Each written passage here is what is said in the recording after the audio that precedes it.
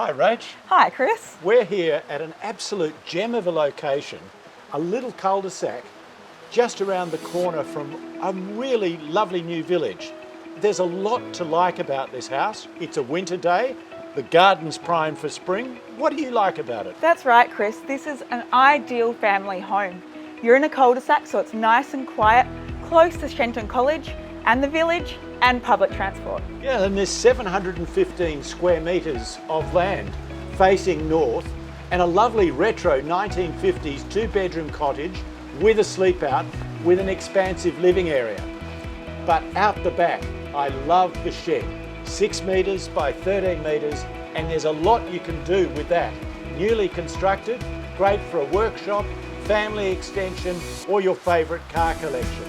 But the real treasure with this is it's zoned R80, so you're land banking for the future. You could build 5 or 6 apartments here, but for me, it's the great family home. And Chris, this garden is perfect for spring. I can't wait to see you soon.